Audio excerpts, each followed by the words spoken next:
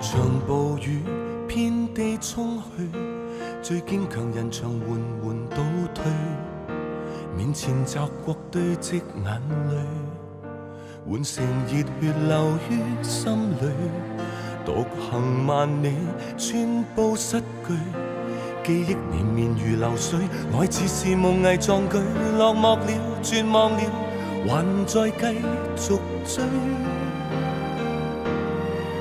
此際浮華滿天，未曾讓我艷羨，飄過紅葉萬千，只是舞影翩翩。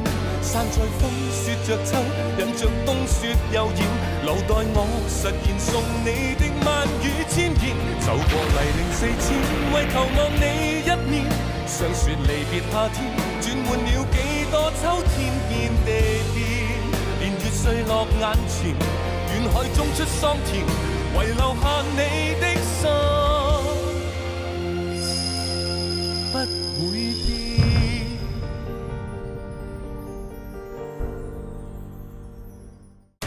一件命案令到嘉陽同冰冰嘅感情得以萌芽，但係偏偏喺呢個時候，冰冰失蹤已久嘅丈夫祖堯突然回鄉，而且成為土匪，威脅潘家安危。嘉陽認出祖堯竟係殺害恩師嘅兇手，仇人見面，嘉陽被逼開咗正義嘅一槍。多事之秋嘅潘家，麻煩事接踵而嚟。當嘉顯呢個當家同碧雲舊情復熾之際，又鬧出郭良侮辱燕歡嘅醜聞。佢哋見面一定會喺第二個地方，唔通係嗰度？燕歡嗰日眼濕濕咁跑出嚟，表示冇攞日跟埋出嚟喎。佢哋當時一定嚟咗呢度啊！但係你喺度做咗咁耐，從來冇嚟過呢度。冇啊！我一直都以為呢度係放雜物嘅。三少，你身為當家，你夠唔知有呢個地方啦？咁我真係唔知，睇嚟呢度啊，真係得郭良先知。而且呢度咧，好明顯係有人刻意裝修過。呢度根本就係表少專用嘅。燕歡同我講過啊，佢話表少每次都約佢喺度等嘅，而且每次都係表少先嚟，燕歡都冇鎖匙。唔係郭良，係我二家姐。你點知啊？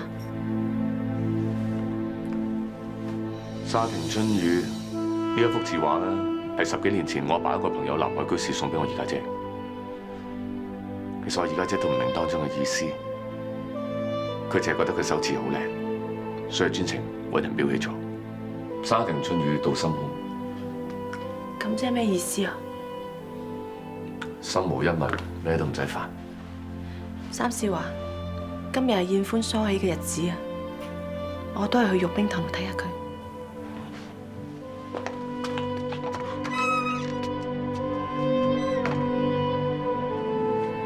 二家姐，如果你能夠早啲明白呢個道理，你就唔會遇到呢一劫。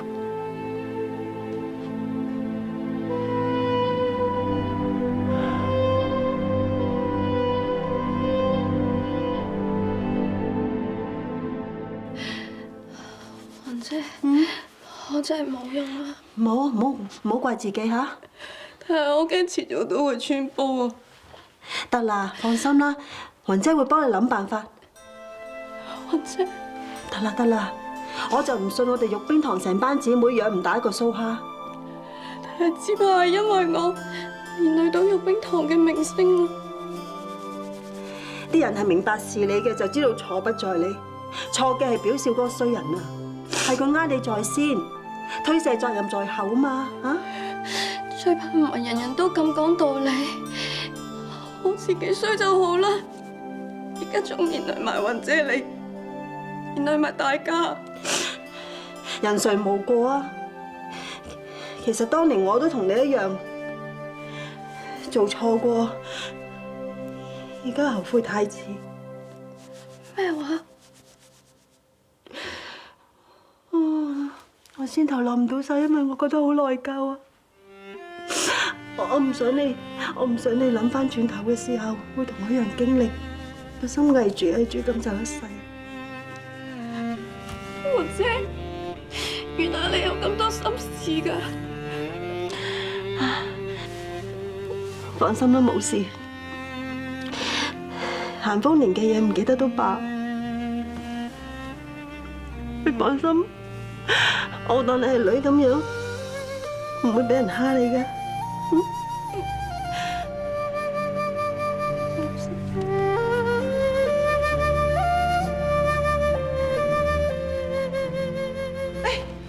終於都嚟啦！嘿，手腳咁慢㗎，係咯，快啲過嚟啦，過一時就唔好噶啦。你兩個做咩冇換衫嘅？套黑膠醜，我明明今朝擺咗你間房㗎。燕芬決定咗唔梳起，我應承咗佢。嚇？點解啊？咩話？而家先嚟反悔？燕歡，你唔係想嫁人係嘛？雲姐啊，燕歡睇中咗邊住好人家啊？係咪好人家嚟㗎？因住嫁錯郎啊！你唔好亂咁聽人講唔梳起啦，點可以咁兒戲㗎？咁多位姊妹，燕歡佢唔梳起，唔係因為佢想嫁人，而係因為佢俾一個男人呃咗，仲有咗佢嘅骨肉。點會發生啲咁嘅事㗎？燕歡，你究竟搞乜鬼啊？到底發生咩事啊？真係收家！燕歡，你怪我刻薄，我都要講㗎啦。我哋玉冰堂嘅規矩咧，如果俾男人掂過，唔單止唔可以梳起啊，仲唔可以留喺呢度㗎。咁玉冰堂又真係唔可以俾啲唔乾唔淨嘅人留喺度住嘅。要保住玉冰堂嘅聲譽，你都係不如搬走咯。你哋有冇搞錯㗎？大家唔係好姊妹嚟嘅咩？而家燕歡有事，你趕佢走？冇錯，呢個時候你趕燕歡走，我哋都係依照玉冰堂嘅規矩啫。雲姐啊，燕歡係你搞出嚟嘅，你都有責任㗎。等我哋仲做餐死，搞成日同佢梳起，係我錯，唔關雲姐事㗎，係我錯，我千揀萬揀，揀咗個卑鄙無恥嘅衰男人。對唔住雲姐，對唔住你哋，對唔住玉冰堂，雲姐，你唔使幫我啦，我自己搬走啦。燕歡啊，你唔使走啊！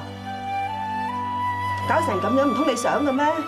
少女懷春啊，梗容易俾人呃噶啦！我問你哋啊，自梳之前啊，有邊一個冇諗過要嫁人㗎？我哋當初自梳為咗乜嘢啊？就係為咗唔想俾啲衰男人蝦，唔使靠男人啊都可以一樣生存到啊！我哋講過㗎，姊妹同心啊，互相照顧啊！而家你哋唔理燕歡，咁同嗰啲衰男人有咩分別啊？燕歡俾一個男人蝦仲唔夠啊？係咪仲要受埋我哋咁多姊妹嘅氣啊？姊妹有事，我哋唔理，係違反咗玉冰堂嘅規矩。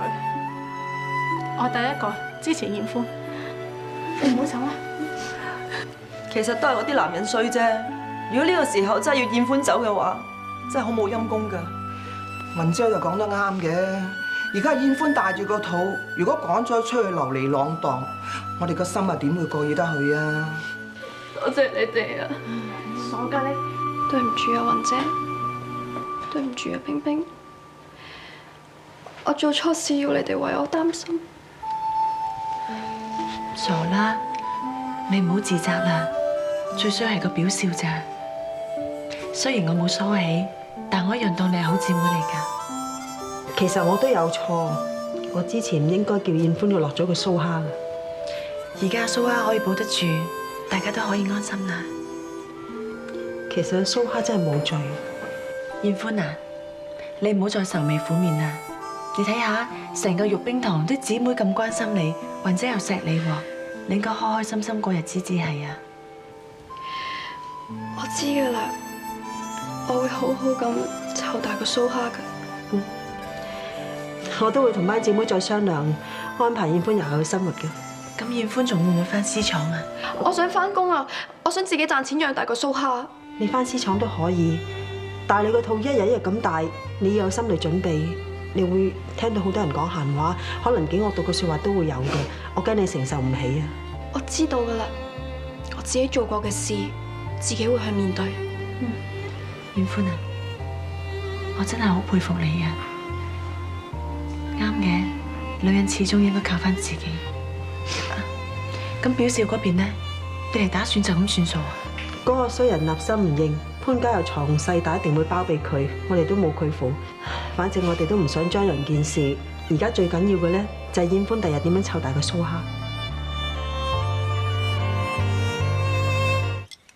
你睇下，真係冇梳起㗎，唔係我亂唱佢啦。喂，咁我真係世風日下喎。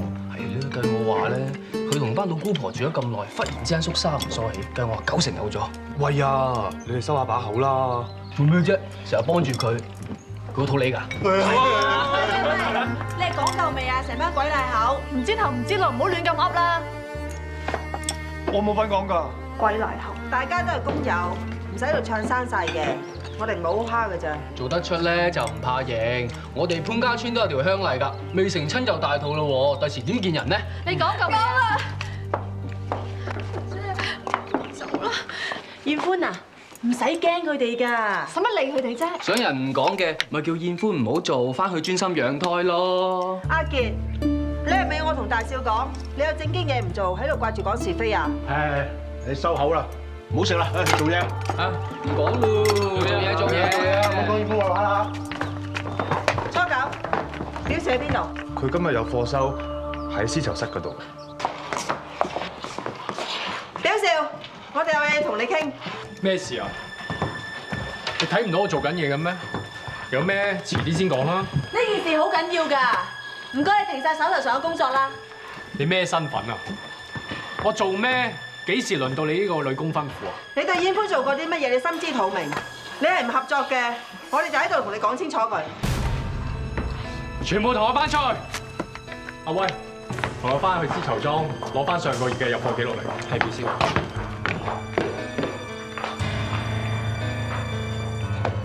點啊？有咩講啊？燕歡有咗你個骨肉，你唔負責任，叫佢打胎不特止，你仲揾人散播謠言，唱衰燕歡係咪？你唔好亂講喎，有咩證據啊？燕歡大肚嘅事，只係得我同雲姐知嘅咋。如果唔係你呢個經手人啊，喺度唱衰佢嘅話，點會成個絲綢廠都知啊？哦，燕歡嘅事，我都係聽啲男工講嘅啫。你哋唔好借啲依賴落我度，諗住屈潘家錢。我哋唔係要你啲錢啊！你啲衰嘢燕歡已經講晒俾我哋知，你唔使喺度抵賴。我哋嚟同你講係要你收翻你啲謠言，唔好咁賤格啊！呃完燕歡又喺度詆毀佢。我冇做過，又點樣收翻啊？況且謠言嘅嘢一傳十，十傳百，傳咗開去咯喎！啲人中意講乜，我控制唔到噶。你哋啲男人玩完又唔要人，你知唔知燕歡啊受咗幾多委屈，同埋承受咗幾大壓力㗎？男歡女愛嘅嘢，你情我願，要怪就怪佢自己蠢。咁你而家真係認啦係嘛？你正人渣嚟㗎！燕歡為咗你爭啲連命都冇啊！害人害物，你一住報應啊！你冇以為喺度唱衰燕歡就冇人會信佢啊！你錯啦！我哋一樣可以將你啲衰嘢講晒出嚟㗎。好啊，咁巴閉，唱到成條村都知咯。到時成條潘家村都知道燕歡係淫娃蕩婦，專勾引男工，唔肯自梳，仲俾人搞大埋個肚。你玉冰堂出咗個淫婦啊！我驚到時你哋玉冰堂嘅招牌俾人拆埋落嚟啫。玉冰堂個名我唔在乎，潘家村啲人點樣睇我都唔會理。我哋玉冰堂嘅姊妹一定會支持燕歡。冇錯啦，老闆同三少係個講道理嘅人，佢哋一定唔會放過你㗎。好啊，你咪試下咯，夠膽咪鬧上潘家咯。不過燕歡已經俾人呃咗，整一殘花敗柳，仲想屈潘家錢，以後一定佔我地底嚟。你講乜嘢啊？呢個衰人！你講乜嘢啊？講乜嘢啊？好啊，費事俾個衰人揸住痛腳話你打佢啊！燕歡佢講得冇錯，你真係卑鄙無恥啊！我係咁無恥嘅，當初就唔好對我拋眉眼啦。所有嘢都係你情我願，家陣係佢自己攞嚟衰啫。你咁叫威脅我？唔好咁講，所有嘢都係你情我願，家陣係你自己攞嚟衰啫。少少，發生咩事啊？使唔使通知表少？哦，冇事，我想四周圍行下。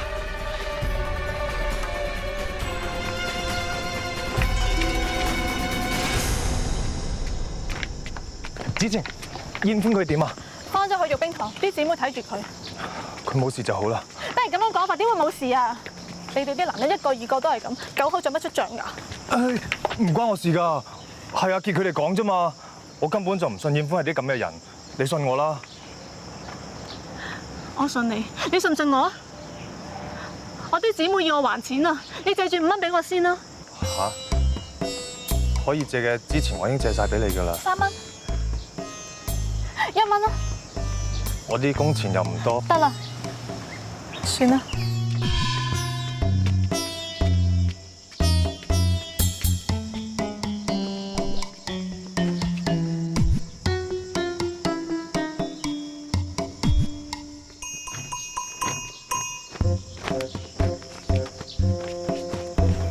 四少，你咪身體唔舒服？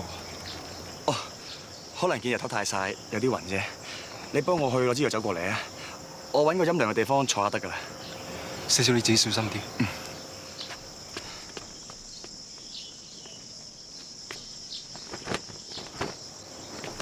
子晴，四少，對唔住啊，我唔小心整啲塊布，我冇心㗎，對唔住啊。唔緊要，係咪日頭太曬你見暈啊？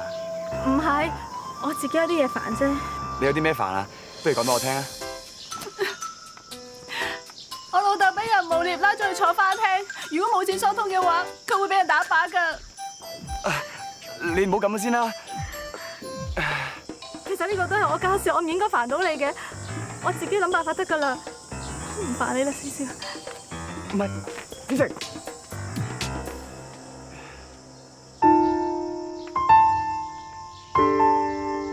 我同你講過幾多次，你出邊點樣玩我唔理，總之唔好惹啲蘇州紙翻嚟就得。但係你喺度食喺度屙，玩唔玩？玩自己私廠嘅女工，仲有玉冰堂嘅人，你食懵咗你啊！係佢喺度發姣發燉撩我先㗎。而家講乜都冇用，班老姑婆唔會就咁罷休啊！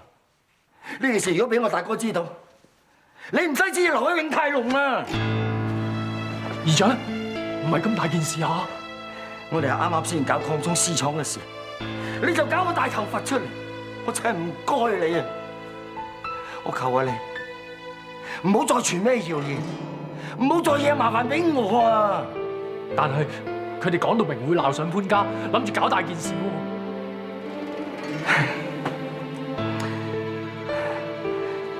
我唔可以俾呢件事燒到埋身。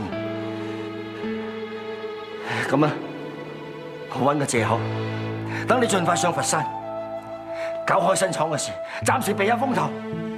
仲有啊，呢2日唔好過去絲廠嗰邊，費事同嗰班女工撞口撞面啊！知道未啊？我知道點做㗎啦。醒緊啲啊！嘿！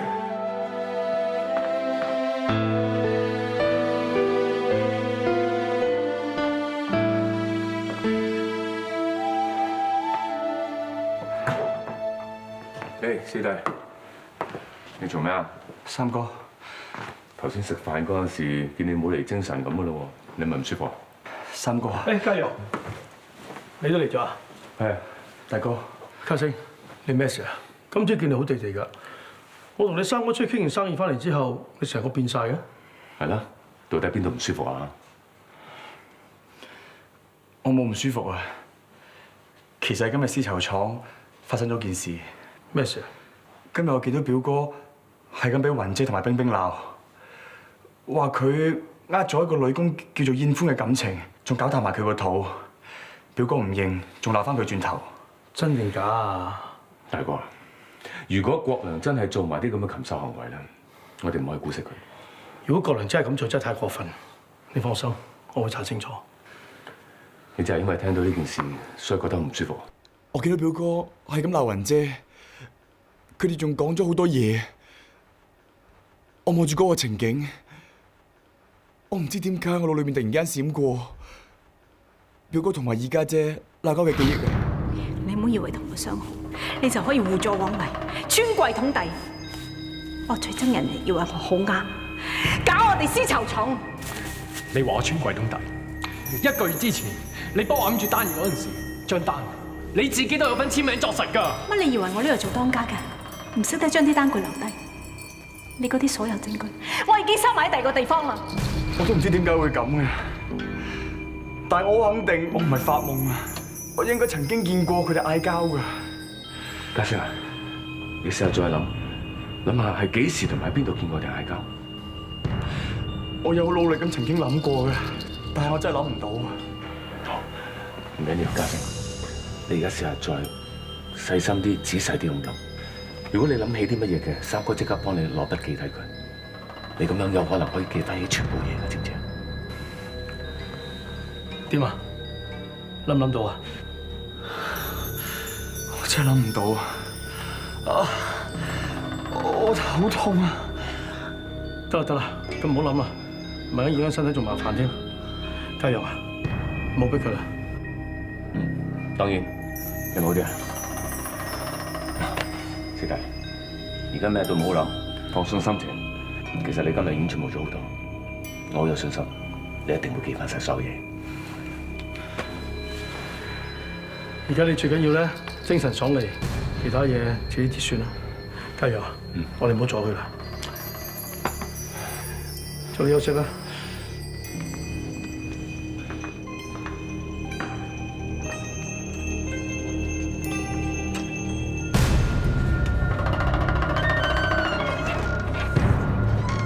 頭先嘉升講嘅嘢咧，大哥你一定要記住，千祈唔好同任何人講。你唔想國良同燕歡嘅事俾其他人知道？其實係我懷疑二家姐嘅死同國良係有關。你點解會咁講嘅？二家姐唔係自殺，我一直都暗暗查緊呢件事。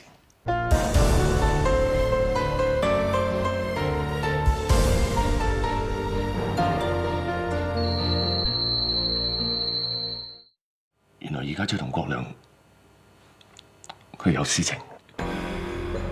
頭先我聽完四弟咁講，我覺得好有可能係國良佢為咗隱瞞事實，所以殺人滅口。巧兒同國良有私情，我一直喺絲油廠對佢哋做嘢，我完全唔覺得佢哋有嘢喎。你知道二家姐心思幾細密㗎啦，點會咁容易俾你哋知道啫？咁點解你查到你唔話俾我聽？阿爸阿媽年紀唔細㗎啦，唔想嚇親佢哋，唔想佢哋擔心。而且我又未有真憑實據，所以我先唔想講住。但係而家四弟咧，開始慢慢記得翻多啲嘢。但係最可惜嘅就係頭先，佢就係記唔到到底佢喺邊度見到二家姐同國良嗌交。呢樣嘢好關鍵。三弟，我諗我哋唔好再逼嘉升。仲有你啊！我一直以為你對絲油廠嘅不聞不問，完全唔上心。原來一直過嚟查巧兒嘅死因。不過其實冰冰都幫咗好多忙。唔怪得出邊咁多閒言閒語，話你哋有私情。冰冰同二家姐感情好好嘅，佢一直都好佩服二家姐，佢亦都好感謝二家姐生前曾經提攜過佢，佢好想幫二家姐揾翻個真好。係啊，大哥，今次呢件事咧，我一定要好仔細安排，唔可以打草驚蛇。只要我能夠收齊證據嘅話，我就會指證國良。明白，我會照你吩咐做。我都想巧兒嘅死可以水落石出。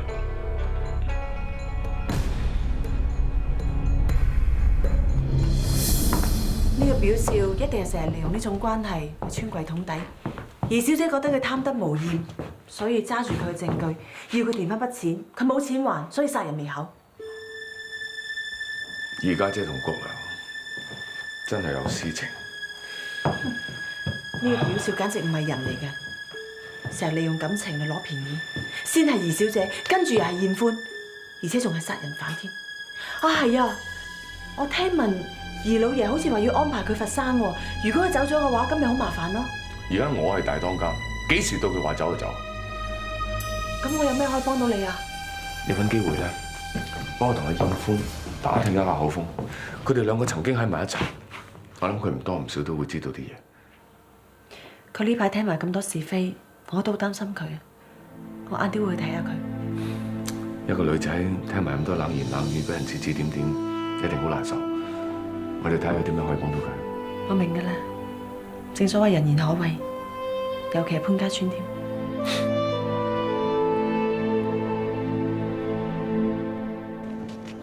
好心你哋兩個啦，行步路都閃閃縮縮，人哋見到啊冇嘢都話有嘢啦。咩啫？咁燕歡件事啊，唔單止絲綢廠啊，成條潘家村嘅人都喺度講緊㗎。一見到玉冰堂嘅人就喺度指指點點。係啊，你啲説話喺度講好啦。燕歡呢幾日成日匿埋喺間房度喊，見到啊都戥佢難過啊。村長，依家只係幾句閒言閒語啫，咁樣對燕歡好唔公平㗎噃。碧雲，我想知道，如果呢一件事係真嘅，你哋玉冰堂點樣處理啊？自梳明志，守身如玉，係玉冰堂嘅祖訓。我絕對唔會容許一個傷風敗德嘅女子留喺玉冰堂。既然燕歡係我哋玉冰堂嘅人，亦都係我一手養大嘅，佢咩事都好，都由我冼碧雲負責，咁得未啊？好，説話係由你講嘅。如果呢件事係真嘅，我一定執行鄉例，將阿燕歡拉去祠堂公審。從你嘅脈象睇嚟，你思慮過多，心情鬱悶啊！我返醫館執幾劑凝神定經茶俾你啊！你真係唔好諗咁多啦。既然要生個蘇蝦出嚟，就要專心養胎，絲廠都唔好再返啦。聽到未啊？但係出面班村民咁樣講我，而家仲連累埋雲姐同埋玉冰堂班家姐。嗰頭叫你唔好諗咁多，你呢頭喺度喊咁口真係。係咯，唔好喊啦，咁樣對個蘇蝦冇益㗎。一日都係怪我自己蠢，信埋啲咁嘅衰人。嗰日明明喺絲綢廠辦公室見到佢鬼鬼祟祟，但係竟然仲俾佢嗰啲甜言蜜語呃到。乜你曾經見過表少做埋啲衰嘢咩？嗰日我去辦公室，諗住執翻條手巾仔，點知見到佢喺度抄賬簿。佢話計錯咗啲數，驚俾二老闆發現會鬧，私底下改正翻就冇問題，仲叫我同佢保守秘密。我見到佢咁慘，我咪應承佢咯，真係冇諗過佢會咁樣慢慢氹我落搭，最後搞成而家咁。呢個衰人嘅嘢唔好再提啦，而家後悔都太遲。總之佢嘅事咧，你以後都唔好再理。燕歡話當日見到表少爺喺辦公室度抄數簿啊，當中一定有唔妥，或者就係我哋要揾嘅嘢啊！有發現啊？有咩分別？呢一頁好明顯新淨過呢一頁啦，啲墨好似新寫上去嘅喎。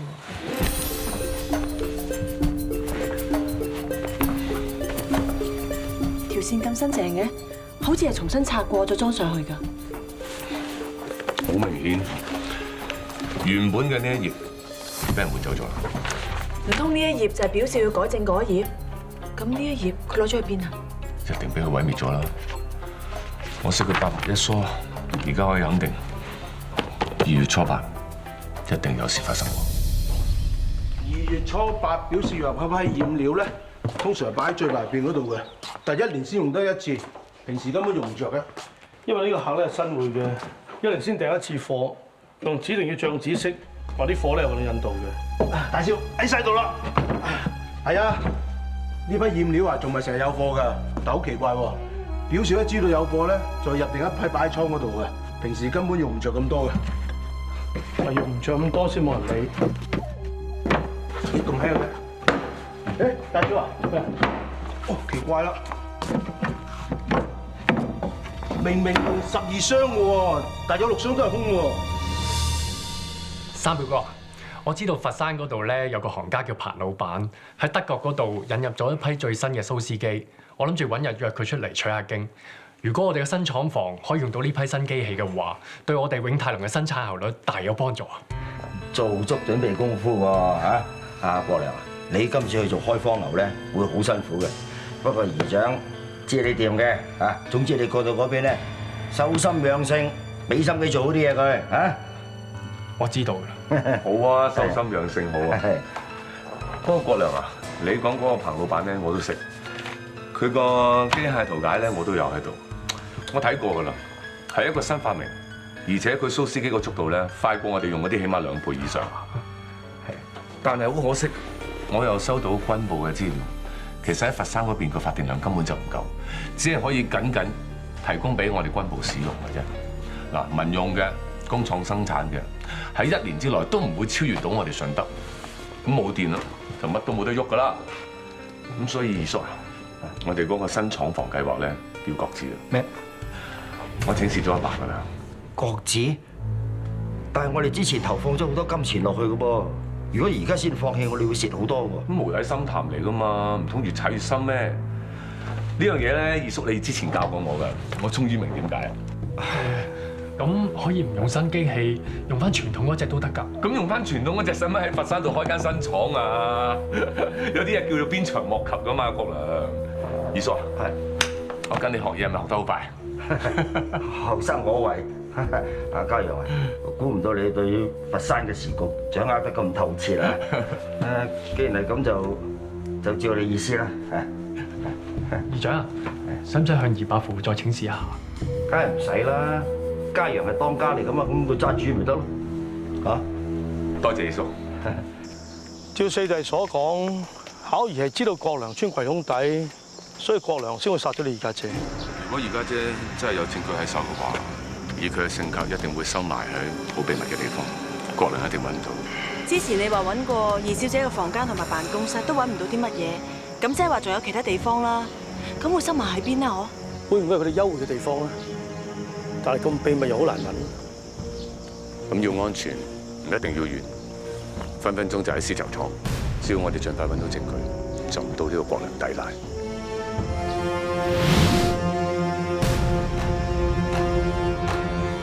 千祈唔可以俾佢先揾到啲證據。巧兒到底收埋啲喺邊度喎？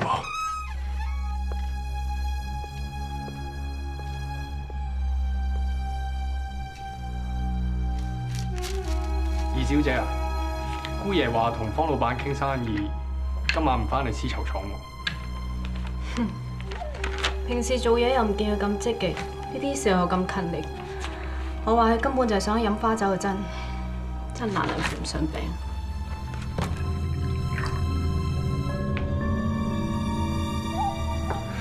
夠啦！唔好理我啊！哎，對唔住啊，二小姐。都話叫你翻去先，唔好理我啦。咦？呢條手巾仔咁熟面口嘅？係啊，我細個成日扎條整親，有一次仲冚穿咗個頭。好彩嗰陣時你喺度，仲幫我包紮個傷口啫。呢條手巾仔你老到而家啊？你唔講呢件事，我差啲忘記咗添。話時話，你細嗰陣時都幾百厭㗎。自從阿爸阿媽走咗，我嚟到呢度投靠議長嗰陣時，二小姐已經好似家姐咁睇住我。你係我表弟嚟㗎嘛，話晒都係我親戚，我點會唔睇住你呢？嗰陣時可以講得上話係冇人冇物。呢條手帕對我嚟講真係好重要㗎。我收埋咗佢咁耐，一有唔開心，我就會攞出嚟，個心就會靜咗好多。雖然我知道我咁樣做係唔啱，我唔應該痴心妄想，但係呢幾年我對你真係念念不忘。巧兒，你有冇諗過，或者我哋可以？國良，你知唔知自己喺度講緊乜嘢啊？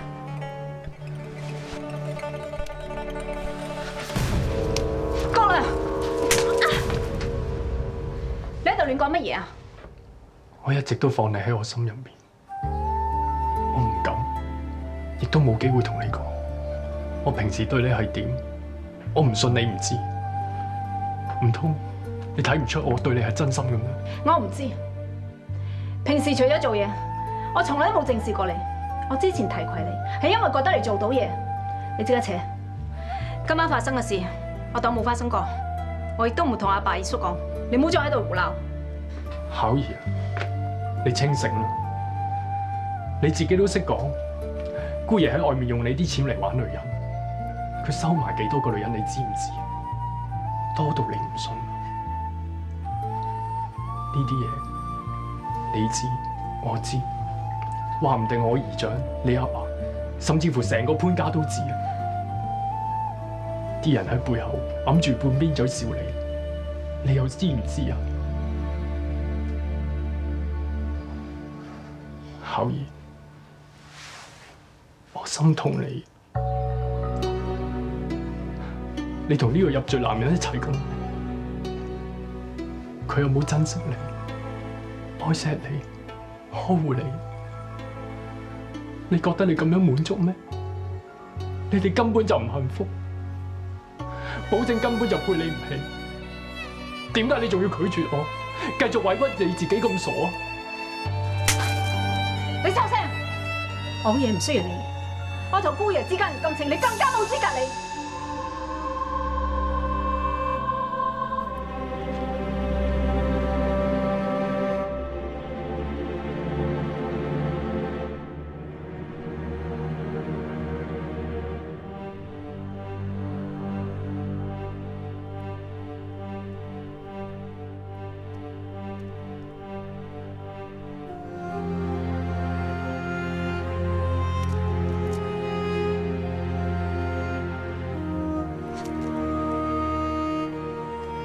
唔得，冇可能，唔得！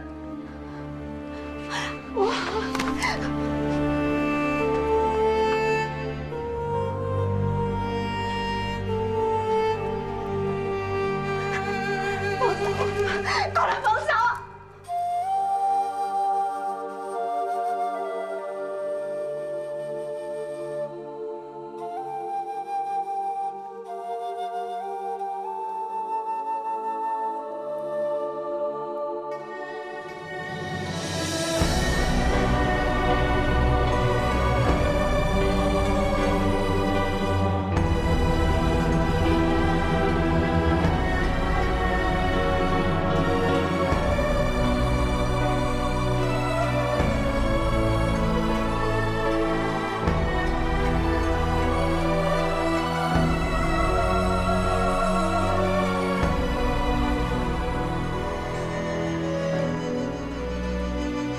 多多花樣咩嚟㗎？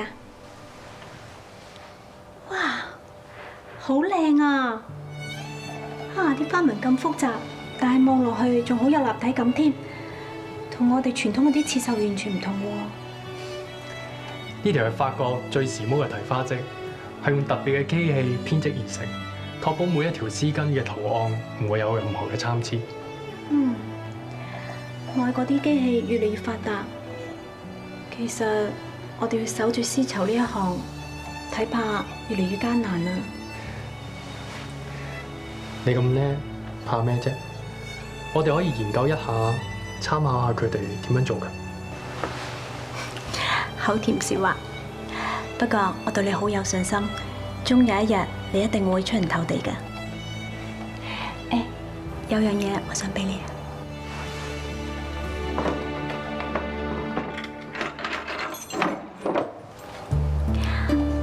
呢兩條鎖匙得你同我有嘅啫。呢一度雖然係絲綢廠，但係比較偏僻，平時冇人嚟㗎。以後我哋兩個就喺呢度相會啊！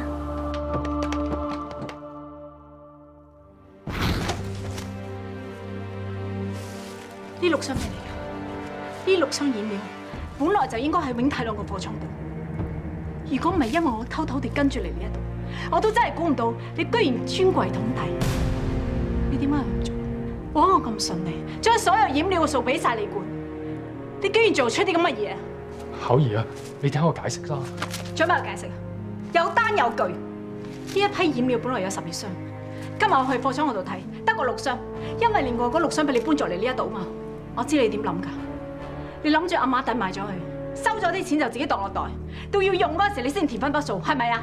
巧兒，係我唔啱，我時手緊先會咁樣做㗎咋。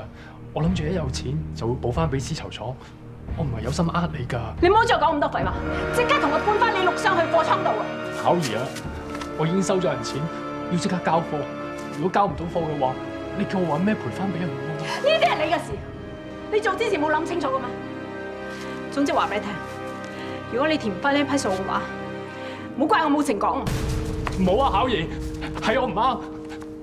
你知道我個心一直都係向住你㗎。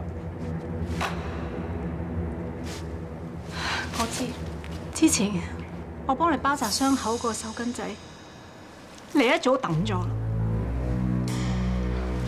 你仲唔好意思睇？你講咩啊？對我念念不忘，我係你最心痛、最深愛嘅女人，呢啲通通都係假嘅。你對我假情假意，想黐埋我身邊，博取我嘅信任，跟住你就可以上下其手，冇冇着數，係咪啊？你誤會晒啦，巧兒。我有咩誤會啊？你話我聽，我仲有乜嘢誤會啊？你係咪想繼續氹我，繼續呃我啊？我話俾你聽，我俾1個月時間你，喺你早誕之前，你好同我填翻筆數。如果唔係我話，我一定唔會放過你。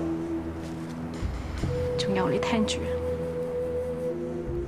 你當日可以兩手空空嚟到我哋潘家，今日我一樣有辦法令到你兩手空空離開呢一度啊！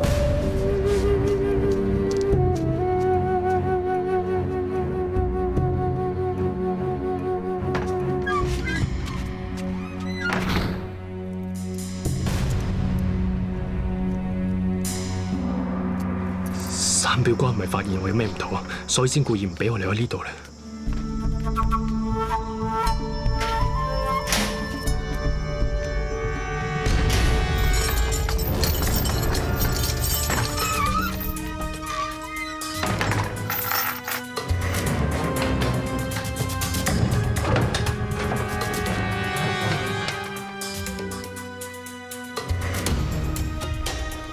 放火燒咗呢度。一了百了，唔使煩。